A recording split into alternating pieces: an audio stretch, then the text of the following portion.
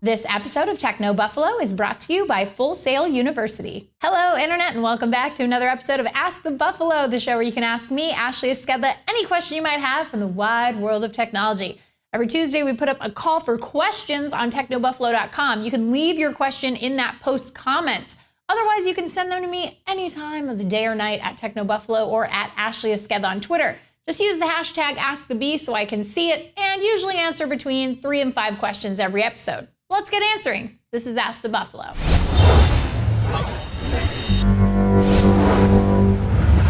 Twitter user Fayez Halani asks, hey, what do you think about the PhoneBloks concept? Will they become real? Could they really be useful? Thanks. Well, I think PhoneBloks is a really nice idea. I think idealistically, yes, it would of course be great to sort of put together your phones and have this sort of motherboard in the middle, and then you sandwich everything together with your favorite parts. Idealistically, great idea. Unfortunately, I think realistically, it's not exactly a great plan, because here's a couple of hurdles that you're gonna have to get through. You're gonna have to get through OEMs making parts for this. So let's say you want a Lumia camera. So well, now Nokia has to make a camera that is compatible with that.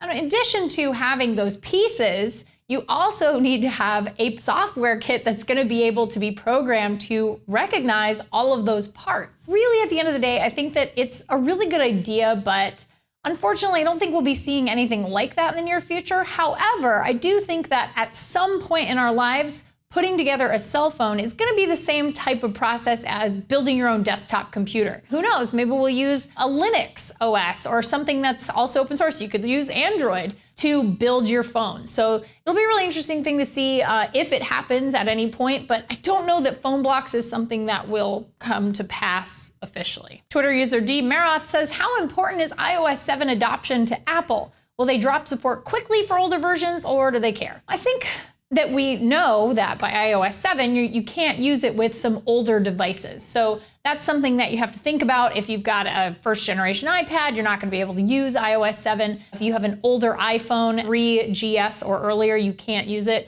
And then again, the thing is to move forward, I think Apple and every other OEM, whether it's Android, Windows Phone, or other, understands that at some point you have to drop older supports. So, for example, with the Xbox, a lot of people were really upset that it doesn't support backwards compatibility. But on that same note, don't we want to move forward? I mean, it's a sacrifice to be made, but at the end of the day, I would rather go forward and have more bells and whistles and amazing things on the device itself, as opposed to saying, okay, well, I can play my old games on this, when you remember that the Xbox 360 is almost 10 years old. So I don't think iOS 7 adoption is that important to Apple. I mean, obviously they've already surpassed the most recent version of Android adoption just because it's easier for them to push that update. I think they just say, hey, here's the software, take it or leave it. Daniel asks, what are some good prepaid cell phone plans? I'm starting to price smartphone plans, which is hard because I'm not on a family plan. Just wondering what you recommend. Thanks. My recommendation is actually something that I've recommended quite a few people recently. T-Mobile actually has a prepaid plan. It's kind of hidden on the website. $30 a month. You get a lot of data. You get unlimited data. It's a whole bunch of data, or up to, I think it's like up to 5 gigs before they start throttling you. And it's $30 a month and you get like 100 minutes. I'm not one who uses my phone to talk a lot. I just use data all the time. So it's a great plan for anybody who doesn't really use their phone as a phone. Or if you have a device that supports Wi-Fi calling, that's another thing that you could totally use on T-Mobile. So that one's really good. And then AT&T also has a pretty good prepaid plan, but it just depends on what your service is like in your area. So I would just poke around. I really like T-Mobile's prepaid. That $30 a month is a really good little SIM card. And obviously AT&T has a pretty decent one too. And lastly, Josh asks, what do you do with your old iOS devices when you upgrade your phone or tablet to the latest and greatest? Well, 2 things. If it's really recent, for example, the iPhone 5S, I will be picking up, or I've already picked up at this point in the game, hopefully, fingers crossed. I sold my iPhone 5 to somebody on Craigslist. Put it up on Craigslist, sold it, same day, super easy.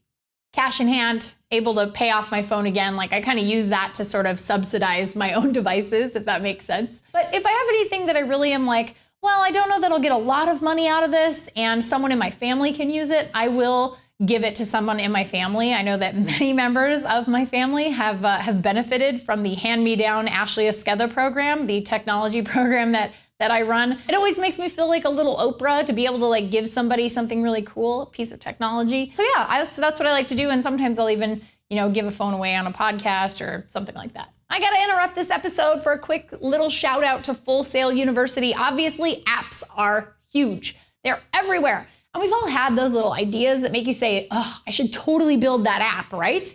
Well, Full Sail University's online mobile development bachelor's degree program can teach you how to make an app from concept to post-launch marketing. Oh, even better, you do the whole thing from the comfort of your own home via Full Sail's online education platform. With Full Sail's mobile dev program, you learn both sides of app development for iOS and Android, creating your app with advanced programming languages, and then launching and managing the business of your app once it's complete.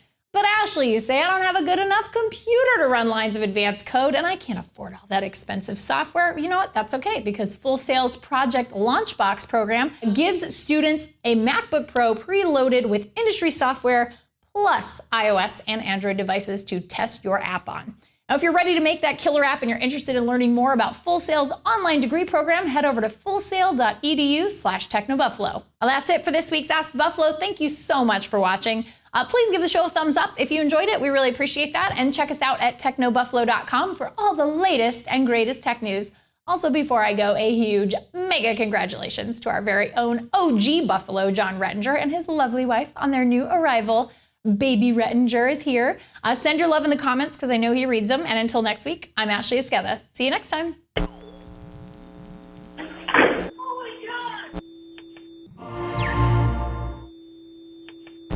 Hey guys, Ashley here. Just wanted to let you know that if you liked what you just saw, we've got 2 other shows that go live every single week. Rettinger's Rants, where John totally goes nuts about issues that bug him across consumer technology, and Rumor Roundup, where he tells you all about the best rumors in the world of tech.